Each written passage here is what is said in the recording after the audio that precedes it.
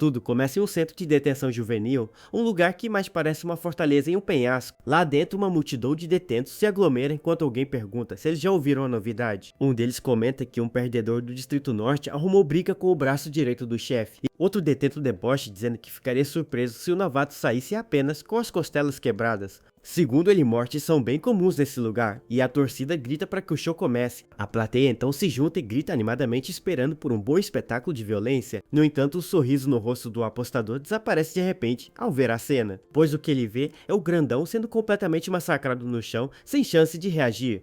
Mesmo com os gritos de todos para parar, a surra não para por nenhum segundo. Alguns tentam segurar o jovem, mas ele se solta e continua o espancamento sem piedade. O homem no chão recebe uma sequência de socos brutais em seu rosto. A expressão do capanga é de pura dor, enquanto ele apanha sem poder fazer nada para se defender. O lutador misterioso continua seu ataque com uma fúria impressionante em seu olhar. Com o rosto cheio de raiva, ele parece determinado a não deixar ninguém de pé. Então a briga, que era um contra um, se transforma em uma confusão generalizada contra o novato. Em um instante, todos que o cercavam estão caídos no chão completamente derrotados. O mesmo cara que estava rindo antes agora está chocado e não consegue acreditar no que viu. E no centro do pátio, o vitorioso se levanta coberto de ferimentos, mas de pé. O braço direito do chefe que começou a briga está no chão totalmente irreconhecível. Os outros prisioneiros olham para o garoto com medo, pois ele nem parece mais humano. Os detentos o observam com medo e um deles diz que ele parece algo saído do inferno. A força do jovem é tão absurda que parece que ele veio de outro mundo para causar destruição. Com um sorriso selvagem no rosto, ele é comparado a um cão ravoso pronto para atacar. Sob a luz de um holofote, o vencedor da briga fica parado e os outros prisioneiros se afastam. Nisso, o garoto pensa sobre ser chamado de cão raivoso, vindo do inferno, mas ele sabe que todos eles entenderam sua origem de forma completamente errada. Então o rapaz caminha em direção a uma porta de metal e começa a se lembrar de seu passado, pois o lugar de onde ele veio era muito pior do que qualquer inferno que eles pudessem imaginar. A história nos leva a um flashback e ele diz que teve uma vida de merda. A cena muda para um corredor de escola que está completamente vazio e silencioso. Nesse lugar, o vemos deitado no chão sozinho e desamparado. Pelo menos sua vida era assim até ele conhecer uma pessoa específica. Em suas memórias, ele está escondido em um depósito torcendo para não ser encontrado. Tremendo de medo, ele tenta segurar a porta para impedir que alguém entre no local, mas o pavor é tão grande que o jovem não consegue controlar suas necessidades. Com os dentes cerrados e as mãos trêmulas, ele se encolhe esperando o pior acontecer. Nesse momento, ele percebe que já era tarde, pois o seu perseguidor o havia encontrado. Os passos de alguém se aproximam lentamente, aumentando a tensão no ar. Completamente apavorado, o rapaz apenas chora, sem saber o que fazer. E uma voz assustadora pergunta se ele está se escondendo bem. Segundo o narrador, neste mundo cruel não há espaço para os fracos. De volta ao depósito, o rapaz se pergunta se o perigo já foi embora. Com o rosto coberto de lágrimas e suor, ele torce para que tudo tenha acabado. Mas a porta se abre lentamente e o agressor aparece com um sorriso assustador. O garoto fica completamente em choque, sem conseguir se mover de tanto medo. Sua única reação é pensar que precisa correr e fugir daquela situação. No entanto, já é tarde, e o valentão o encurrala com um olhar ameaçador. O agressor o chama pelo nome e diz que existem coisas piores que o inferno. Então o garoto é jogado no chão e o espancamento recomeça com mais violência. O cara ainda tem a coragem de dizer que se ele fechar os olhos, não sentirá dor. E com um sorriso doentio, ele promete que vai acertar o golpe dessa vez. A vítima só consegue chorar e gemer de dor sem poder se defender. O narrador então diz que a coisa mais assustadora que o próprio inferno são as pessoas que encontram prazer em ver o sofrimento de outras. Após o ataque, o agressor reclama que um objeto quebrou e vai embora. No chão fica a vítima e um rastro de sangue mostrando que ali os fracos não sobrevivem. A história explica que os crimes de menores aumentaram muito e a população protestava por leis mais duras. A pena máxima para menores era de 20 anos e muitos eram liberados na mesma hora. Então o governo mudou a lei para a prisão perpétua, mas os jovens eram enviados para centros de detenção. No fim, as novas medidas não funcionaram e a força se tornou a única coisa que importava. O bullying se tornou comum e para os agressores era só um jogo, mas para as vítimas, um pesadelo sem fim. Com isso, ninguém consegue enfrentar os mais fortes e a única saída que uma garota encontra é um telhado.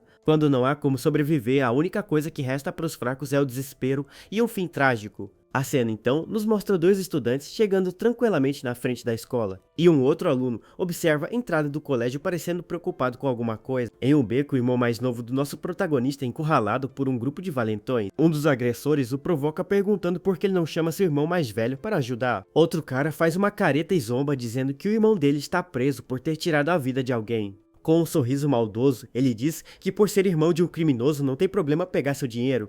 O garoto então grita desesperado tentando defender a honra de seu parente, mas em resposta ele recebe um soco forte no rosto que o joga pro lado. Então os agressores o cercam falando que ele precisa de uma reeducação. Mais tarde vemos o jovem que apanhou no depósito voltando para casa com o uniforme sujo. Em seus pensamentos, ele se conforma por ter sobrevivido a mais um dia de tormento. No caminho, ele encontra um cachorrinho abandonado e muito machucado dentro de uma caixa. Ele se agacha e fala para o animal que eles são parecidos, pois ambos estão cobertos de feridas. De repente, o garoto ouve um barulho e grita para alguém parar o que está fazendo. Se levantando ele, pede para que deixem o outro rapaz em paz e parem com a agressão. No chão está o mesmo garoto de antes, apanhando de outros valentões e implorando por ajuda. O nosso protagonista percebe que o uniforme dos agressores é da escola ao lado. Um dos agressores o reconhece e o cumprimenta com um tom de deboche. Ele se aproxima e coloca o braço em volta do pescoço do jovem, perguntando o que ele quer. Cercado pelos valentões, o garoto de óculos gagueja sem saber o que dizer. Nisso, outro cara exige sua carteira, dizendo que seus colegas estão com fome,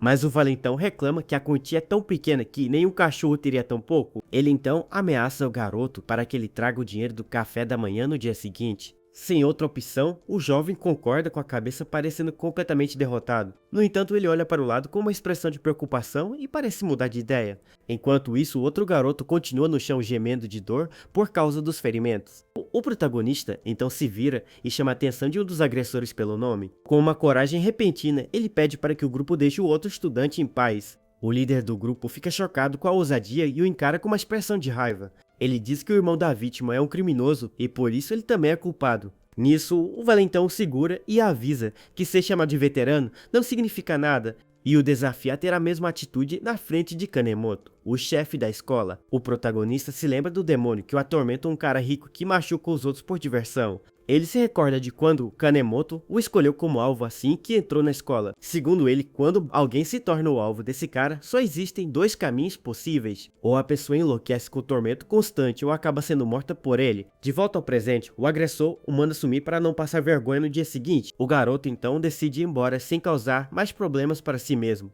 Ele diz que não viu nada, enquanto o valentão sorri e o protagonista se sente um covarde. Por causa disso, o irmão mais novo do outro rapaz continua apanhando sem ninguém para o ajudar. Os agressores riem e gritam para a vítima desistir, pois ninguém virá salvá-la. O jovem se afasta se sentindo um completo inútil por não ter tido coragem de intervir. Com lágrimas escorrendo pelo rosto, ele pede desculpas por ser tão fraco e covarde.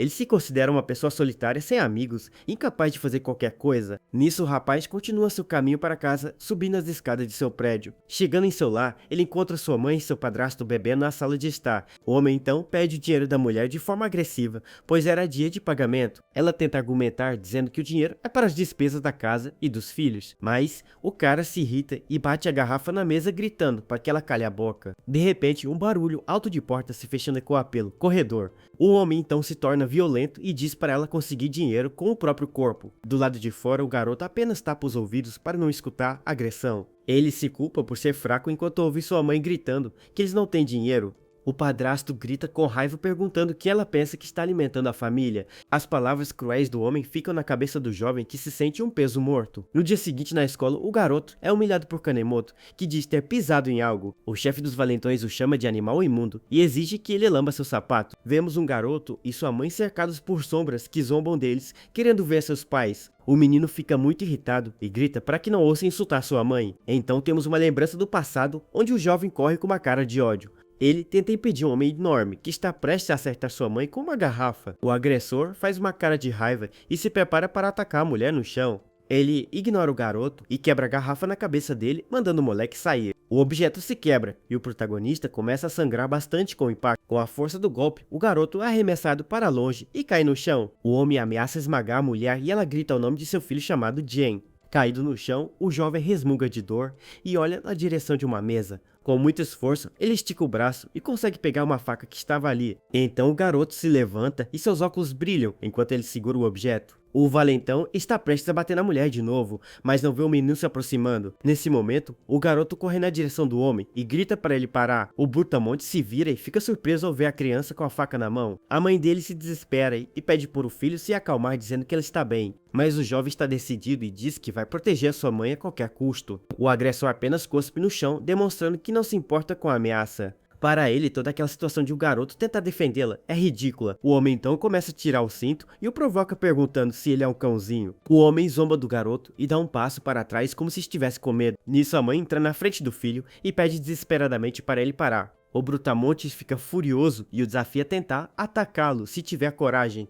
Então o agressor levanta o cinto e grita que vai ensinar uma lição ao moleque. O garoto fica apavorado ao ver o cinto vindo em sua direção pronto para acertá-lo. Mas ele não desiste e aperta a faca com toda a sua força, pronto para revidar. De repente, a expressão do jovem muda e ele parece tomar uma decisão drástica. Com um movimento rápido, ele avança com a faca em direção ao homem. Contudo, a tela fica vermelha, indicando que o garoto conseguiu acertar o agressor em cheio. Do lado de fora, uma forte chuva começa a cair, criando um clima de tensão. A chuva é tão intensa que algumas gotas entram pela janela e molham o chão da casa. Pela janela vemos o reflexo do homem que agora se contorce de dor com o golpe. Ele olha para baixo e vê sua barriga sangrando bastante por causa da facada que levou. A faca usada no ataque cai no chão suja com o sangue do Brutamonte. O menino está caído no chão em estado de choque, sem acreditar no que acabou de fazer. Ele fica paralisado e se pergunta por que as coisas tiveram que chegar a esse ponto. O garoto então vê sua mãe sendo segurada pelo homem e ela parece estar ferida também. O agressor fica incrédulo que o pirralho realmente o esfaqueou e empurra a mulher. O jovem olha para a cena com desespero e diz que só queria proteger sua mãe. Com um olhar de ódio, o homem grita para o covarde tentar aquilo de novo se for homem. Caído no chão, o garoto parece apavorado, mas desafia o homem a se aproximar. De repente, a mãe do menino se agarra na perna do agressor para impedi-lo.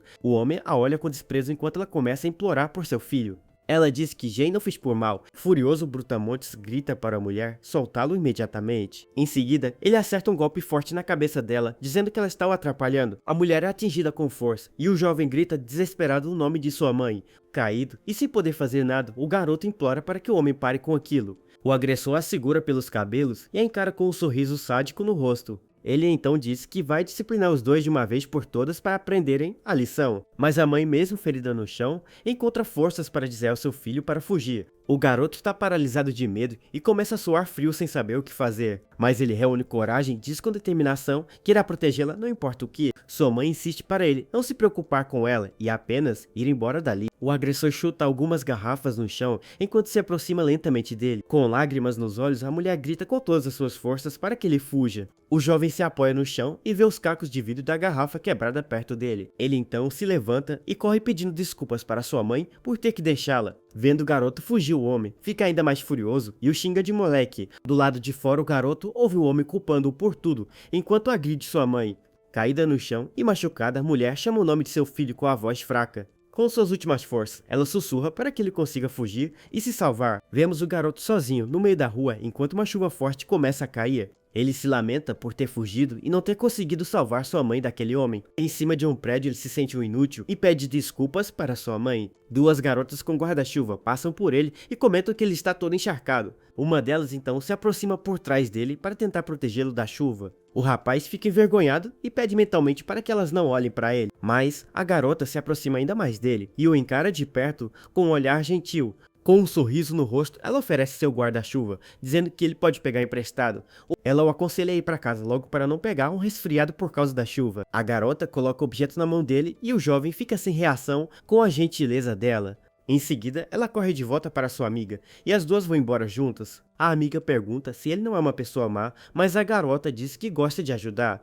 Sozinho, o rapaz pensa que deveria ir para casa, mas se pergunta para onde iria. Nesse momento, um cachorrinho se aproxima e começa a esfregar a cabeça em sua perna. O protagonista se vira surpreso ao sentir o pequeno animal tocando nele. O cãozinho late para ele como se estivesse tentando chamar sua atenção. O garoto se agacha e pergunta se ele é o mesmo cachorrinho de antes. Ele faz carinho no animal e diz que adoraria levá-lo, mas não tem um lar. O cãozinho late e sai correndo, então o rapaz se pergunta se ele quer ser seguido. Sem pensar duas vezes, o jovem começa a correr atrás do animal pela rua. A chuva continua caindo forte enquanto eles correm pela cidade grande. O garoto segue o cachorro sem desistir mesmo, estando todo molhado. De repente, o animal para e late para o protagonista como se o esperasse. Com uma expressão cansada, o jovem continua determinado a seguir o cão. Nisso, o cachorro o leva para um beco coberto para se abrigarem da chuva. O rapaz entende que era ali que o animal queria levá-lo o tempo todo. Já que não tem para onde ir, ele decide que vai passar a noite naquele lugar. No dia seguinte, vemos a entrada de um prédio com um sol forte brilhando. Lá dentro, o cachorrinho é confrontado por outro cão maior que rosna para ele.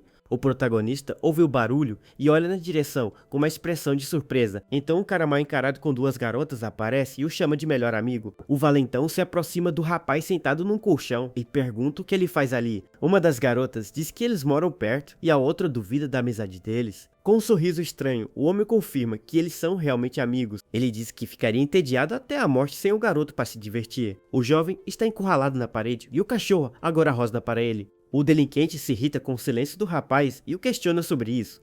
Ele então agarra o rosto do garoto e manda ele latir como um cachorro. A cena começa com um cara de óculos levando um soco tão forte que seus dentes aparecem. Então o agressor de camisa florida se irrita e diz que está cansado de brincar com eles. Vendo a expressão do homem, o jovem de óculos fica completamente apavorado com a situação. Nesse momento, o Brutamontes agarra o cabelo do garoto com muita força para humilhá-lo. Ele grita para que o coitado se apresse e comece a latir como se fosse um cachorro, mas, de repente, um cãozinho corajoso aparece do nada e morde a mão do valentão. Com a mão sangrando, o cara fica furioso e parece não ter gostado nada disso. O rapaz de óculos fica surpreso, pois não esperava que o animal protegesse. Com um olhar de puro ódio, o grandão fala que agora eles já eram. Ele então chama seu próprio cachorro de guarda, um pitbull gigante, para resolver a situação. Logo os dois animais se encaram e começam a rosnar um para o outro no meio da sala. O cachorro maior mostra suas presas enormes com um olhar de pura maldade para cima do outro. Em um instante, o cão gigante avança e ataca o pequeno animal que tentou defender seu dono. Ele abocanha o pescoço do cachorrinho, que não tem a menor chance contra aquela fera.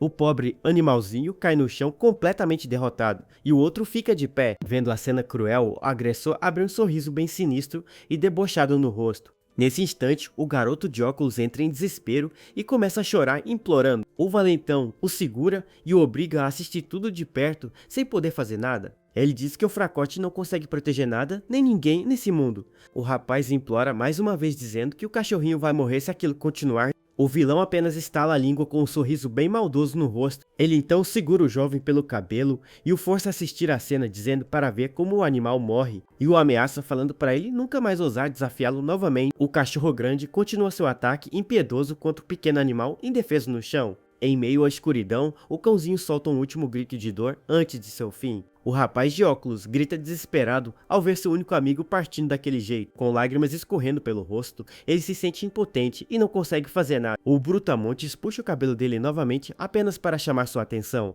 Então, o agressor joga o garoto no chão, perto do cãozinho, já sem vida. E para piorar a situação, ele ainda chuta o coitado, sem mostrar nenhuma piedade. O vilão então manda o rapaz comer o corpo do animal se quiser ser perdoado por tudo. Ele dá um ultimato e diz que vai contar até 5 para o jovem obedecer sua ordem.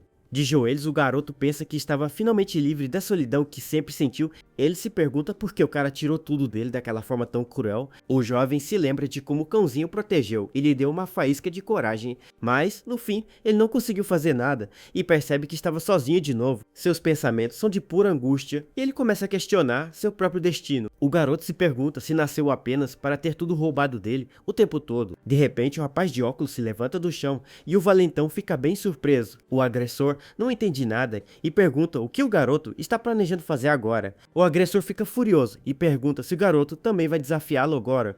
Ele então agarra o jovem e o ameaça, dizendo que se tocar nele, vai para o reformatório. Sussurrando em seu ouvido, o vilão disse que seu irmão mais velho falou que lá é um lugar incrível. Mas o rapaz provavelmente morreria bem rápido e mesmo se tentasse fugir, não conseguiria escapar. O homem continuou com suas ameaças e agora fala que a mãe do garoto será vendida para uma boate. E quando isso acontecer, seus amigos vão cuidar muito bem dela, deixando o jovem apavorado. Ele então questiona como deveria chamar os filhos que ela teria e sugere o nome de cachorro, pois apenas um cão dá luz a outro, e ainda faz umas perguntas bem nojentas sobre a família dele. Nesse momento, o Brutamontes se vira e fala que toda vez que ouve o nome Kanemoto, ele treme de medo. O garoto de óculos olha para cima com um olhar cheio de ódio e fala que agora as coisas mudaram. Ele grita que agora está tremendo de raiva e de repente acerta um soco no rosto do cara. Em seguida, o jovem morde a bochecha do valentão e grita que existem coisas que não se devem dizer. O agressor fica chocado e não acredita que o garoto realmente teve coragem de bater nele, mas o rapaz não para e acerta outro soco potente que joga o homem para trás. Cheio de fúria, o jovem agarra o colarinho do seu inimigo e se prepara para o próximo golpe. As duas garotas que estavam com ele ficam apavoradas e começam a gritar chamando o rapaz de assassino.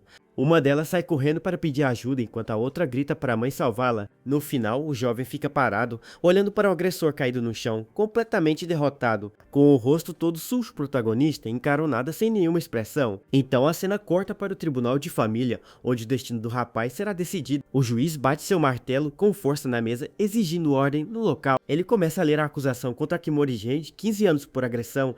Vendo o agressor com seus pais, o jovem lembra que foi preso logo após a briga. Ele tentou explicar tudo sobre o bullying para a polícia, mas ninguém acreditou nele. Os professores e colegas foram comprados e até seu próprio pai o traiu por dinheiro. Para piorar, sua mãe foi trancada em casa e não pôde ajudá-lo de forma alguma. Sem ter mais o que fazer, ele acabou sendo condenado a 5 anos no reformatório. Naquele dia, o rapaz finalmente conseguiu deixar para trás o inferno que era sua vida, mas ele mal sabia que estava apenas trocando de inferno e chegando em um novo, um lugar ainda mais brutal, onde os fortes simplesmente devoravam os mais fracos. Assim, as portas do reformatório juvenil se fecharam em um inferno sem fim. O local era sombrio e cercado por arame farpado, como uma verdadeira prisão. Com os pés acorrentados, o jovem caminha lentamente para dentro do reformatório. Um dos guardas então grita com ele e o empurra para que ande mais rápido. O rapaz pensa na grande injustiça, pois o verdadeiro culpado saiu completamente livre. Ele então é levado até a sala de inspeção para seguir o procedimento de entrada. Lá dentro, os guardas gritam para todos os novatos tirarem suas roupas e ficarem em pé. E ao obedecer, o garoto percebe que todos ali são mais velhos e cheios de tatuagem. Durante a triagem, um guarda pergunta o nome do novato e ele responde gaguejando. O oficial então grita para que ele fale mais alto, pois não conseguiu ouvir direito. Com uma cara nada amigável, o homem encara o rapaz que está bem intimidado. Ele reconhece o jovem e pergunta se foi ele que arrancou o nariz de um cara. Em seguida, o guarda lhe entrega um papel com o número 80 e 725. Após ser lavado com uma mangueira, o cabelo do garoto fica pingando sem parar. Junto com outros novatos, o jovem é forçado a marchar pelo corredor da prisão. Algemado e só de cueca, o rapaz aguarda sua vez para o exame médico obrigatório. Um doutor de máscara manda que ele levante as mãos e se vire de costas logo em seguida. O rapaz obedece à ordem e levanta os braços, que ainda estão presos pelas algemas. Enquanto isso, o médico anota todas as informações em sua prancheta de registro. Ele então bate a caneta na prancheta, indicando que terminou de preencher tudo. O homem calça suas luvas e manda o protagonista tirar a roupa de baixo agora. O jovem range os dentes de pura humilhação, mas não tem outra escolha a não ser obedecer. Ao seu lado, outros prisioneiros tatuados também aguardam pela terrível inspeção. Com muita dificuldade, o garoto abaixa sua cueca, expondo tudo para o médico. Então o homem faz uma revista completa no corpo do jovem, de uma forma bem invasiva. Caído no chão, o rapaz se sente completamente quebrado por causa da situação. Toda sua dignidade foi destruída pelo medo e pela humilhação que ele sentiu. Para finalizar o processo, sua foto de prisioneiro é tirada para o registro oficial. No pátio do reformatório, todos os novos detentos estão sentados e enfileirados. De repente, um guarda grita para todos se levantarem, pois o diretor acaba de chegar. Um homem de sobretudo então aparece na porta e, para por um instante limpando a garganta, com um sorriso no rosto, ele pede para os rapazes se sentarem e diz que ali não é tão rígido. Ele continua o discurso falando que os jovens podem contar com ele e que não verão garotas. O protagonista se pergunta se o lugar é decente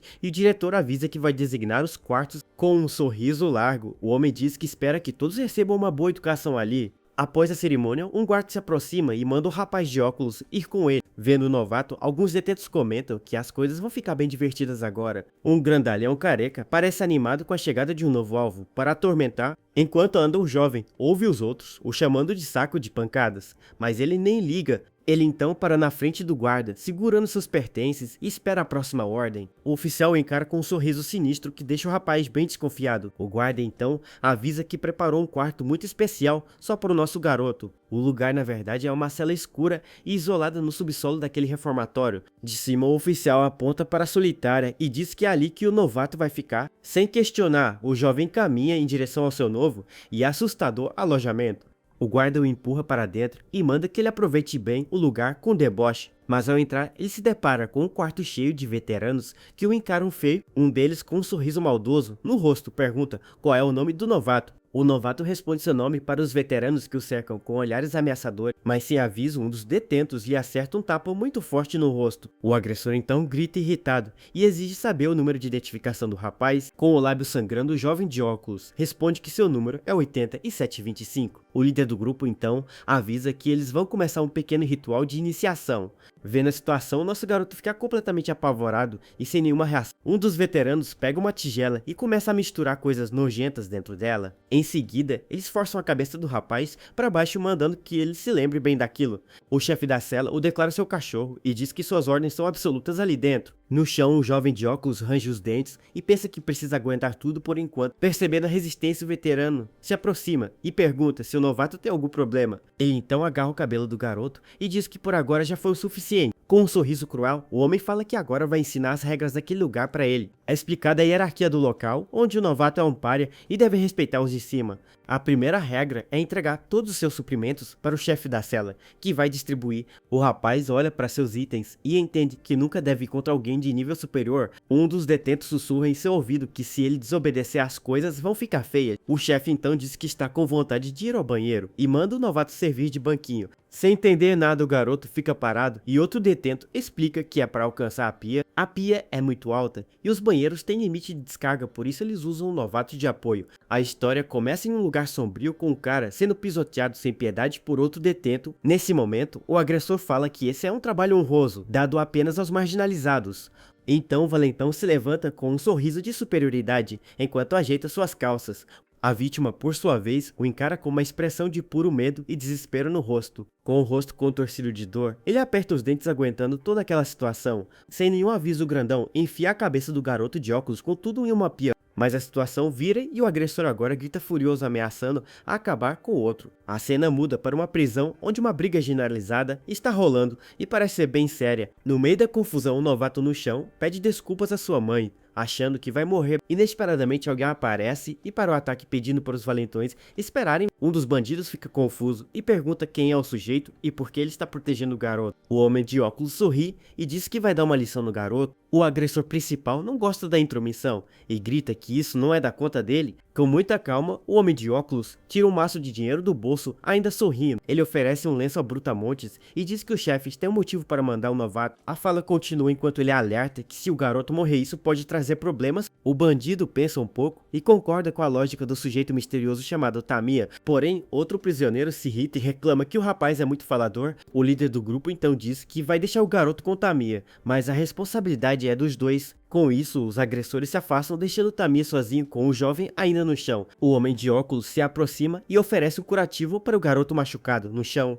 Ele diz para o jovem usar aquilo para se limpar, enquanto os outros detentos se afastam. O novato fica confuso com a ajuda, mas Tamiya manda ele se lembrar de uma coisa importante. O conselho é para ele aguentar tudo que vier, pois caso contrário, não vai conseguir sobreviver. Mas o garoto diz que não consegue, e seu protetor oferece ajuda perguntando se ele quer viver. Então Tamiya mostra o cronograma da prisão explicando sobre o tempo de trabalho geral. Ele detalha que ele se divide em grupos para limpar e que ele cuida da área da lavanderia. O jovem de óculos ouve tudo atentamente, parecendo entender o plano de seu novo colega. Um guarda abre um portão anunciando o tempo livre e avisando para não arrumarem confusão. Nisso, os prisioneiros saem correndo das celas como se estivessem esperando por isso. Um grupo de detentos conversa se perguntando se a briga generalizada vai acontecer de novo. Nesse momento, o homem de óculos chama o novato para ir com ele e observar tudo de perto. Em seguida, o mapa da prisão é mostrado com os distritos Norte, Sul, Leste e Oeste. Tamiya revela que aquilo é a verdade sobre o reformatório, enquanto todos se reúnem. Do lado de fora, uma multidão de prisioneiros se encara em um pátio cercado. Um cara tatuado grita para outro chamado Hong Song, dizendo que hoje será o dia de esmagá-lo. O desafiante então agarra seu alvo pela roupa, mas o rapaz parece não se importar com a ameaça. Com um sorriso de canto, ele fala que se o outro quer lutar, é melhor parar de falatório. Dito e feito, Hong Song acerta um soco poderoso no rosto do grandalhão. Com isso, uma briga gigantesca começa no pátio com gente voando para todo lado. Os outros prisioneiros assistem à luta pela cerca, incentivando o lutador e gritando para ele vencer. O novato fica completamente chocado e sem palavras ao ver a brutalidade daquela cena. Ele então se vira para seu colega e pergunta por que ninguém está impedindo a briga. A resposta está logo ali, com os guardas simplesmente assistindo a tudo, enquanto fumam. Tamiya então explica que, embora pareça uma prisão normal, essa é a verdadeira face do lugar. Ele continua detalhando que o reformatório é dividido em 4 distritos com áreas em comum. Enquanto a luta continua, Tamiya revela a regra mais importante daqui: os punhos é que mandam. O jovem de óculos fica sem entender e pede para seu novo amigo explicar melhor o que quis dizer. Com isso, seu protetor afirma que força bruta é o que importa e quanto mais forte, maior o seu status. Os mais fortes podem até gerenciar um distrito no lugar dos guardas controlando os outros detentos. Isso facilita o trabalho dos guardas, então eles não se metem em nada que acontece entre os presos, contanto que ninguém seja eliminado. Os oficiais simplesmente fecham os olhos para toda a violência. Ele conclui sua explicação dizendo que é exatamente como a cena que eles estão vendo agora. Voltando para a cerca, os apostadores gritam furiosos, ameaçando os lutadores se perderem. No pátio, Hong Song luta contra 4 oponentes ao mesmo tempo, mostrando sua habilidade. Ele consegue bloquear o ataque de um deles com facilidade e se prepara para o contra-ataque. O adversário sorri de forma sádica mesmo estando em uma posição de desvantagem na luta, mas o sorriso desaparece quando Hong Song acerta um soco devastador em seu rosto. O impacto é tão forte que muito sangue espirra para todo lado, mostrando a força do golpe. O outro cara tenta pegá-lo por trás, mas Hong Song já está se virando pronto para mais uma trocação. O lutador de cabelo escuro bloqueia o golpe e acerta um soco com tudo no adversário. O oponente fica em choque com a força do ataque enquanto seu rosto é atingido em cheio. Sem perder tempo, ele chuta outro cara para longe, finalizando a luta com muito estilo. Apenas um inimigo loiro resta de pé encarando o vencedor, com os outros caídos no chão. Com uma expressão de raiva, o loiro se pergunta se o seu oponente é algum tipo de monstro. Ele então aperta seu punho fachado, se preparando para um último ataque desesperado. Gritando com toda a sua força, o cara parte para cima do lutador de cabelo escuro. A cena mostra a visão do loiro correndo em direção ao seu alvo para o confronto final, mas Hong Song desvia e acerta um gancho perfeito que levanta o adversário do chão. O impacto joga o corpo do loiro para trás de forma violenta. Vemos então o vencedor de pé ofegante sobre o corpo derrotado de seu oponente. Com a luta terminada, ele calmamente pega sua camisa que estava no chão do pátio. O lutador joga a camisa sobre o ombro, enquanto a multidão de prisioneiros o observa. Todos ficam impressionados com a força de Hong Song e gritam seu nome em comemoração. O jovem de óculos assiste a tudo aquilo completamente maravilhado com o que viu. Ele pensa que o vencedor da luta nem mesmo parece ser um ser humano normal. Enquanto isso, Hong Song mostra um leve sorriso confiante após sua vitória esmagadora. Seus olhos revelam uma intensidade sombria, mostrando que ele é bem perigoso. Mais tarde na cama, o novato reflete sobre a luta, desejando ter um pouco daquela força, mas algo muda em seu olhar, e uma nova determinação surge em seus olhos de repente. O jovem de óculos agora está deitado em sua cama encolhido sob o cobertor.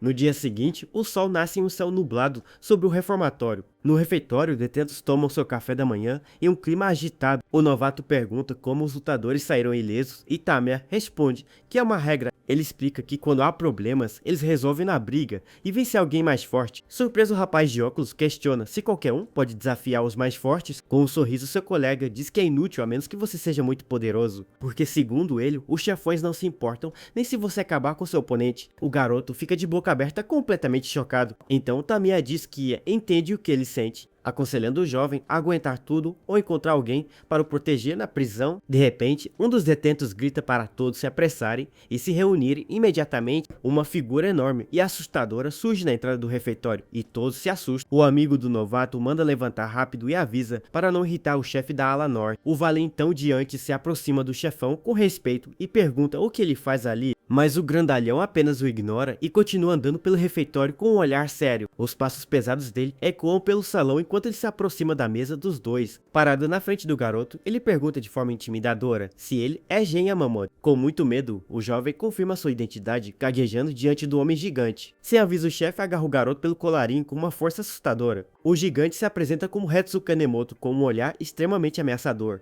Ele então revela ser o irmão mais velho do cara que teve o nariz arrancado pelo novato. Kanemoto confessa que foi ele quem transferiu o garoto para a ala norte e promete cuidar bem dele. Ele avisa a todos que o garoto agora é dele e que quem o eliminar vai se ver com ele. Depois do aviso, o chefão joga o jovem de óculos com tudo no chão, sem nenhuma piedade. Um dos detentos observa a cena com um sorriso nojento. Tamea ajuda o garoto a se levantar e o alerta sobre o último alvo do chefe da ala norte. Mais tarde, o novato está limpando o banheiro sozinho e pensando em como o lugar é quieto. Por um momento, ele acredita que pode estar seguro ali por não ter ninguém por perto. Mas, de repente, um pé chuta a porta com força, mostrando que ele não está mais sozinho. Um homem careca e musculoso aparece com um sorriso malicioso, o chamando de carne nova. Ele se aproxima do rapaz, dizendo que ele parece saboroso e fresco, enquanto o garoto recua. Com um olhar assustador, o homem diz para não ter medo, pois só quer brincar um pouco. O jovem de óculos se desespera e tenta se defender empurrando o agressor para longe. Em seguida, um chuveiro é ligado e a água começa a jorrar, criando um clima tenso.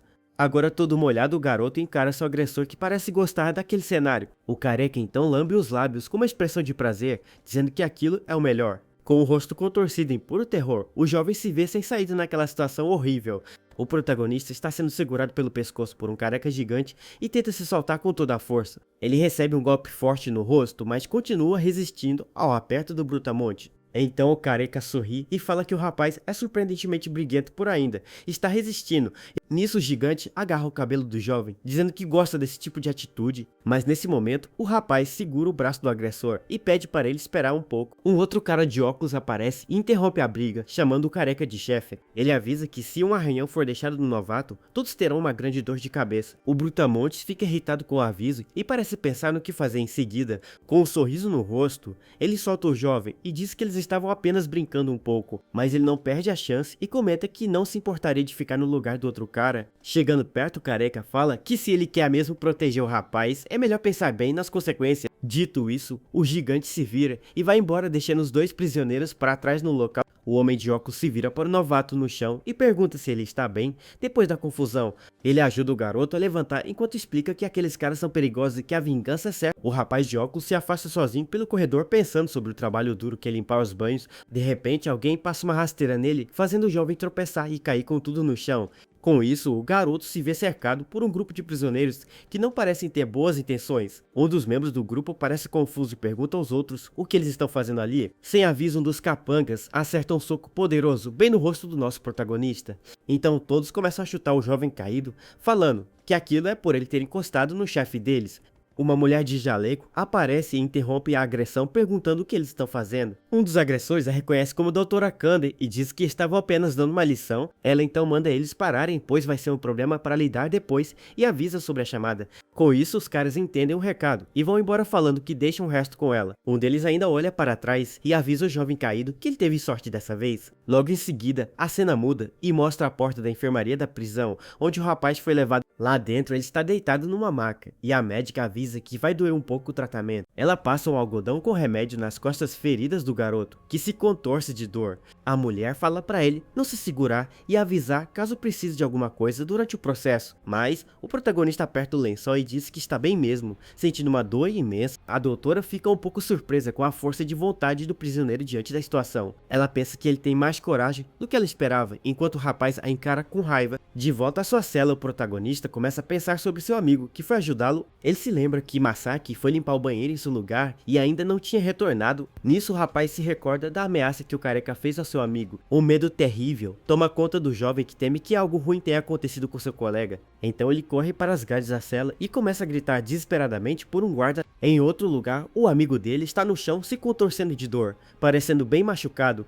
O protagonista continua batendo nas grades, implorando por ajuda de qualquer um, mas um colega de cela se levanta furioso e manda ele calar a boca por causa do barulho. No chão, o jovem tenta explicar a situação para seu colega de cela, que está furioso. Ele agarra a perna do homem e diz que Masaki foi limpar o banheiro e ainda não voltou. O outro prisioneiro o empurra com força e grita que os guardas vão procurá-lo de qualquer jeito. Ele então manda o rapaz calar a boca e esperar em silêncio sem fazer mais barulho. O colega de cela resmunga que estava dormindo tão confortavelmente e foi acordado à toa. Com as mãos no chão, o protagonista se sente impotente sem saber o que fazer para ajudar. Então, ele se enche de preocupação pensando no que pode ter acontecido com seu amigo. A cena muda para um corredor onde vários prisioneiros estão reunidos e andando de um lado para o outro. O nosso protagonista tenta passar no meio da multidão pedindo para as pessoas darem licença, mas de repente dois homens param na sua frente e bloqueiam seu caminho sem dizer nada. Nesse momento, o jovem arregala os olhos em choque ao ver algo terrível logo à frente. Seu amigo Masaki está sendo carregado numa maca por dois guardas, parecendo muito ferido. Outros prisioneiros observam a cena e um deles aponta para o banheiro, de onde ele veio. Então todos veem a bagunça no local e comentam que realmente acabaram com o pobre rapaz. O careca aparece sorrindo e pergunta se o amigo do protagonista ainda está vivo depois de tudo. Ouvindo isso, o jovem cerra os punhos com tanta força que suas veias saltam de pura raiva. Ele se vira para o Brutamontes e grita perguntando se foi ele quem fez aquilo com seu amigo. O gigante admite com um sorriso no rosto que foi tudo muito divertido de assistir acontecer, mas então ele se aproxima do rapaz e diz que agora quer brincar um pouco com ele também.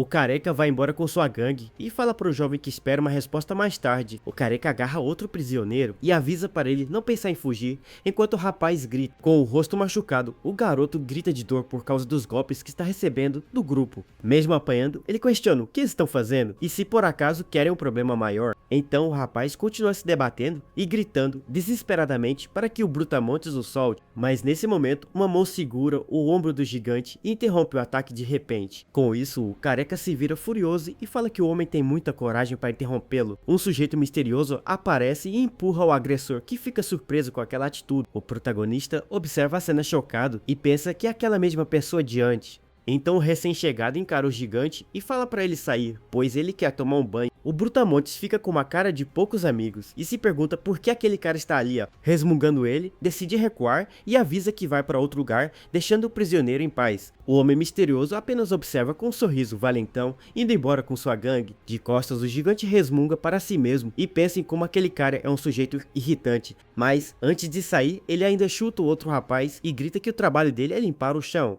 Então o agressor olha para o protagonista e avisa que aquilo entre eles ainda não acabou.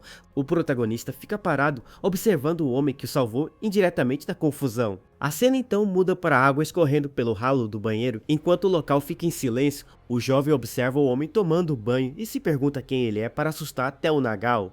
Ele pensa que se fosse forte daquele jeito, poderia proteger as pessoas importantes para ele. De repente, o homem no chuveiro o encara e fala para ele sair. Se já terminou, o que fazia? Com isso, o rapaz tem uma revelação e se lembra que precisa proteger seu amigo Masaki. A cena então muda e corta para a parte externa das celas da prisão. De volta ao quarto, o jovem observa seu amigo deitado na cama, ainda muito machucado. O colega ferido se desculpa e diz que a culpa foi toda dele por ter se metido na briga. Nisso, o protagonista se sente impotente e se pergunta como ele pode se tornar mais forte. De repente, o amigo na cama se mexe um pouco e faz um barulho acordando do seu sono. Ele fala que foi tratado e está bem, mas se desculpa por estar usando a cama. Agora, o rapaz fica ainda mais abalado e diz em voz alta que a culpa de tudo isso é dele. Então o amigo segura a mão dele e pede para o jovem não chorar, pois ele está seguro agora. Lágrimas escorrem do rosto do protagonista, que pergunta por que ele foi tão longe para ajudá-lo. O homem ferido continua deitado na cama com várias marcas da agressão pelo corpo. Com a mão no peito, ele puxa de dentro da camisa uma foto para mostrar ao seu amigo. Com um sorriso, ele diz que o rapaz se parece muito com seu irmão mais novo, por isso o ajuda. Ele mostra a foto e conta que seu irmão sofria bullying na escola por ser muito tímido. Então Masaki revela que assumiu a culpa por um crime do irmão e por isso foi parar ali. Ele se pergunta como seu irmão está agora e se ele está vivendo uma vida normal lá fora. O protagonista reconhece o garoto da foto como o mesmo que sofria bullying no portão da escola. Surpreso com a reação do amigo Masaki, pergunta se por acaso ele conhece o seu irmão. Com um olhar esperançoso, ele insiste na pergunta, querendo saber como o irmão estava. O jovem então força um sorriso e mente dizendo que ele parecia estar se divertindo com o amigo. Ouvindo a mentira, o amigo sorri aliviado e diz que o que ele fez então não foi um erro. Com raiva, o protagonista se levanta e fala que vai denunciar Nagal, mas seu colega o impede. O jovem fica confuso com a reação do amigo e pergunta em voz alta por que ele não pode fazer isso. Então Masaki faz um sinal de silêncio e pede para seu companheiro de cela falar mais baixo. Ele se aproxima e sussurra que existe um certo segredo aterrorizante naquele reformatório. O rapaz fica chocado com a revelação e arregala os olhos sem entender o que está acontecendo. Seu amigo continua sussurrando em seu ouvido para contar o tal segredo, mas algo os interrompe. Uma mão bate com força nas grades da cela, chamando a atenção dos dois, que se assustam. Um outro prisioneiro aparece na porta e chama pelo protagonista, que se vira para ver quem é. O cara sorri maliciosamente e faz um comentário inadequado sobre a situação dos dois. Enfurecido, o jovem se levanta e grita com o prisioneiro, perguntando o que ele estava insinuando. Mesmo abalado, Masaki observa a cena e se prepara para intervir caso seja necessário. Ele então fala para o homem tomar cuidado com a boca, pois Nagal não ficaria feliz. Masaki o desafia perguntando se ele gostaria de dizer aquilo na cara do chefe. Sem graça, o prisioneiro desconversa e diz que vai fazer uma pausa indo embora com seu grupo. O protagonista se vira para o amigo e pergunta como ele consegue ficar tão calmo naquela situação. O rapaz irritado explica que naquele lugar é preciso esconder quem você realmente é para sobreviver. Ele continua dizendo que é necessário usar tudo que estiver ao seu alcance para se dar bem. Nisso, o jovem pergunta se isso tem alguma coisa a ver com o segredo que ele ia contar. Masaki então o convida para irem juntos à enfermaria no dia seguinte e deseja boa noite. A cena se passa no dormitório de reformatório, onde um cara arruma a cama de um beliche. No meio da escuridão, um par de olhos observa tudo silenciosamente. A noite está escura e a lua cheia ilumina o céu cheio de nuvens. Vemos um jovem deitado na cama, tossindo um pouco, e com uma feição bem preocupada. Então ele olha para baixo, se perguntando se o seu companheiro de beliche está bem. Seu amigo Masaki está todo machucado, e ele se lembra do conselho de aguentar tudo quieto. Com isso, o rapaz se pergunta se essa é realmente a melhor maneira de se proteger. Ele então pensa que seria bom ser como o outro cara para ficar mais forte.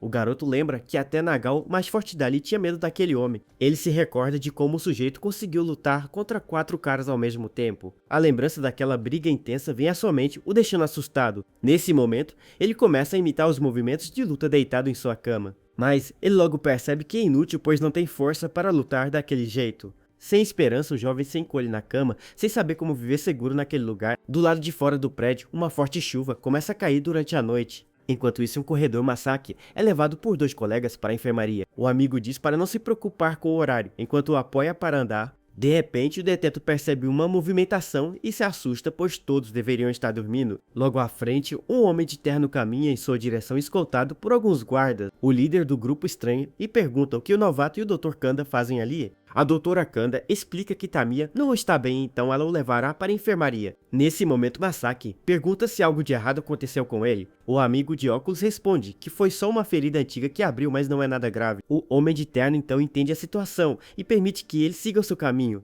Com um sorriso suspeito, ele se vira e diz para o rapaz se cuidar direitinho. Após se afastarem, o colega questiona Masaki sobre não ter falado nada de Nagao. O protagonista afirma que não pode confiar em ninguém dentro daquele lugar sombrio. Então, ele cochicha no ouvido do amigo que estão fabricando coisas ilegais ali dentro. O garoto fica em choque com a revelação e pergunta quem está fazendo aquilo. Masaki diz que ainda não sabe, mas se expor ao líder, ele conseguirá o que quer em troca. Por fim, ele pede para o colega não contar esse segredo para mais ninguém. Enquanto eles seguem pelo corredor, alguém os observa das sombras com olhos brilhantes. Finalmente, os rapazes chegam até a sala da enfermaria do reformatório. A doutora começa a cuidar dos ferimentos no braço de Masaki com bastante cuidado. De repente, 2 guardas entram na sala surpreendendo a médica e o paciente. Um dos guardas chama por Masaki Tamiya, dizendo que o levará para um hospital externo. O rapaz recusa a oferta e seu amigo fica confuso, pois um hospital de fora seria melhor. A doutora então interfere segurando o braço do guarda e assumindo a responsabilidade. O guarda fica irritado e ameaça a médica, dizendo para ela não se meter nos assuntos dele. Com um olhar sombrio, a doutora parece ceder à pressão dos guardas. Vendo que não tinha outra escolha, Masaki decide cooperar e ir com os guardas. Seu amigo então pede para ele se cuidar e diz que vai ficar esperando a sua volta. O protagonista apenas olha para seu companheiro com uma expressão séria no rosto. O colega aproveita para lembrá-lo de aguentar tudo em silêncio como ele havia dito. Mas o rapaz avisa que ele é o único que pode se proteger e para não confiar em ninguém. Com esse último aviso, os guardas finalmente levam o jovem para fora da enfermaria.